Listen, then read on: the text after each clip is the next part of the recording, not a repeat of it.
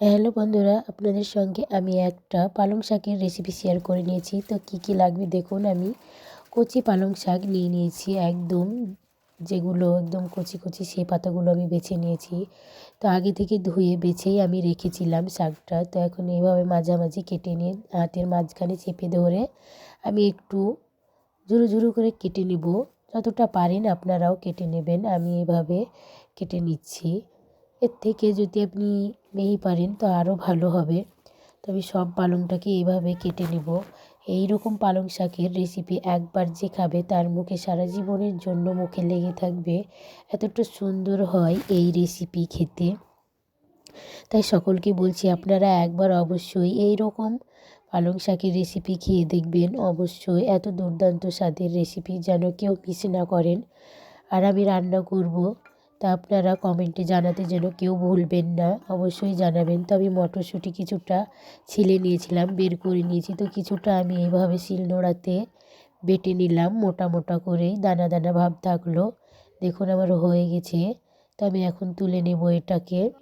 মটরশুঁটি আর কিছুটা আমি গোটা রেখে দিয়েছি, তুলে নিলাম। এখন রসুনগুলোকে কুচি করে কেটে নিয়েছি। তো এইগুলো আমি একটু থেতো করে নেব। আপনারা যদি গ্রেটার থাকে তো আপনারা গ্রেট করে নিতে পারেন, খুব সুন্দর হবে, তাতেও খুব ভালো হয়। তো আমি এবার কড়া বসিয়ে দিয়েছি, কড়াটা গরম হয়ে গেছে। তো এখানে আমি অল্প একটু সরিষার তেল দিয়ে দেব। আর দিয়ে দেব এখন রসুনের কোয়া আর 10টা মতো। আর দিয়ে দেবো এখানে সাদা গোটা জিরে দিয়ে দেবো, শুকনো লঙ্কা দিয়ে দিলাম। এখানে জিরে লাগবে না, ফোড়ন আমি এটাই দিয়ে দিলাম। তো ভাজা ভাজা হয়ে আসলে আমি যে পালং শাকটা ঝুরু করে কেটে রেখেছিলাম আমি দিয়ে দিলাম সবটাই। এবার এখানে আমি সামান্য লবণ দিয়ে দিব, দিয়ে ভেজে নেব, খুব সুন্দর করে ভাজা ভাজা করে নেব। তাহলে এটা কাঁচা গন্ধটা থাকবে না, খেতেও খুব সুন্দর হবে। এই দেখুন আমি লবণ দিয়ে দিলাম, নরমও হয়ে যাবে, ভাজা ভাজাও হয়ে যাবে। দেখুন আমার কতটা হয়ে গেছে, একেবারে অল্প পরিমাণে কিন্তু হয়ে গেছে। তো আমি এখন একটা পাত্রে এটাকে তুলে নেব, তুলে নিলাম। এভাবে আপনারা অবশ্যই করবেন। আমাকে দেখুন কিভাবে করছি, এইভাবে কিন্তু বানিয়ে নেবেন, খেতে খুব সুন্দর হবে। গরম গরম ভাত, রুটি, পরোটা সব কিছুর সঙ্গেই খেতে পারেন, খুব সুন্দর লাগে। এখন আমি কড়াটা ধুলাম না, তো অতটাও নোংরা নেই, সেই জন্য আমি ওতেই আবার সরিষার তেল দিয়ে দিলাম। দিয়ে দেবো এখানে গোটা জিরে, সাদা জিরে যেটা, সেটাই আমি দিয়ে দিলাম। দিয়ে দিলাম একটা কোচানো পেঁয়াজ, একটু নাড়াচাড়া করে ভেজে নেব। দিয়ে দেবো এখানে রসুন যেটা আমি থেতো করে রেখেছিলাম সেটা দিয়ে দিলাম। দিয়ে দিলাম কিছুটা আদা গ্রেট করে রেখেছিলাম, সেটাও দিয়ে দিলাম। এবার ভালো করে ভাজা ভাজা করে নেব, যেন রসুনের কাঁচা গন্ধটা চলে যায় সেই সময় পর্যন্ত। তো আর ভাজা ভাজা হয়ে এসেছে। এখানে আমি 5টা 6টা মতো লঙ্কা কুচিয়ে রেখেছিলাম, সেটাও দিয়ে দিলাম। এবার এখানে আমি একটা টমেটো ছোট ছোট করে কুচিয়ে রেখেছিলাম, এটাও দিয়ে দিলাম। এখানে আমি একটু অল্প পরিমাণে লবণ দিয়ে দেব।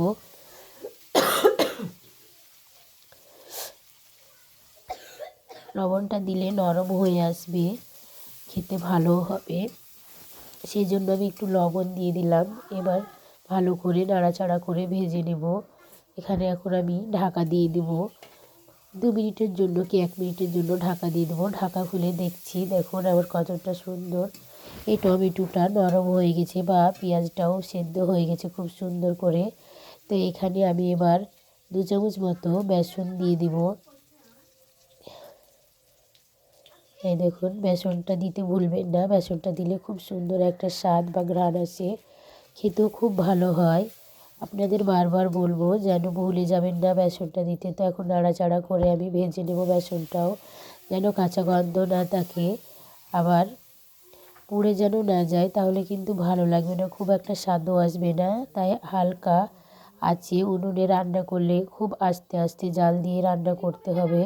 তো আমার জালটা একটু বেশি হয়ে গেছিলো, তো আমার একটু কালো কালো লাগছে দেখে, কিন্তু খেতে খুব সুন্দর হয়েছিল।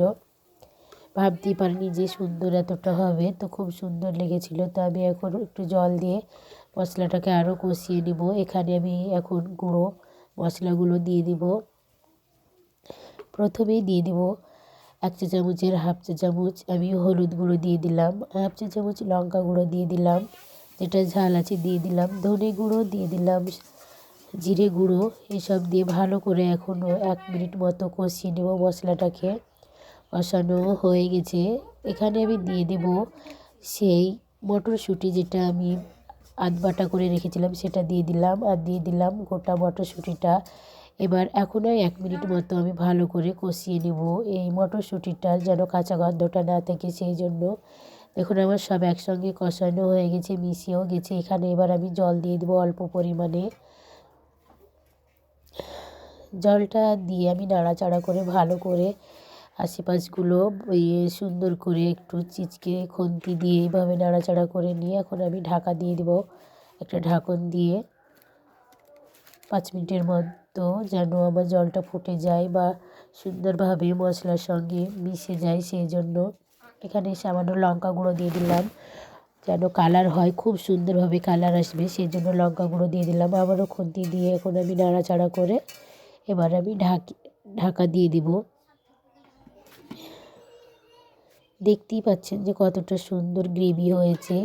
ঢাকা দিয়ে দিলাম, ঢাকা খুলে এবার আমি 2 মিনিট পর আবারও দেখছি। দেখুন ধোঁয়াতে তো দেখাই যাচ্ছে না, এতটা ধোঁয়া পরিমাণে হয়েছে বাষ্প। তো দেখুন বাষ্পটা এখন কমে গেছে।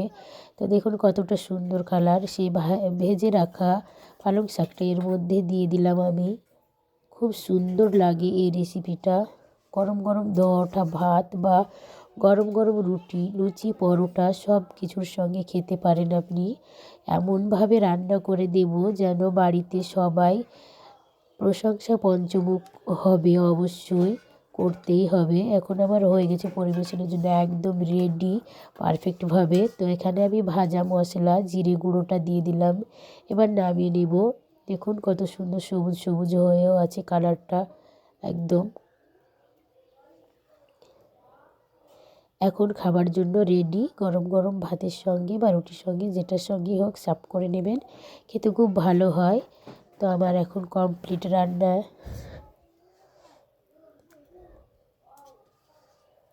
দেখতে খুব সুন্দর লাগছে, ভারী সুন্দর চকচক করছে দেখুন। এ পর্যন্তই আমার শেষ হয়ে গেছে। আল্লাহ হাফেজ।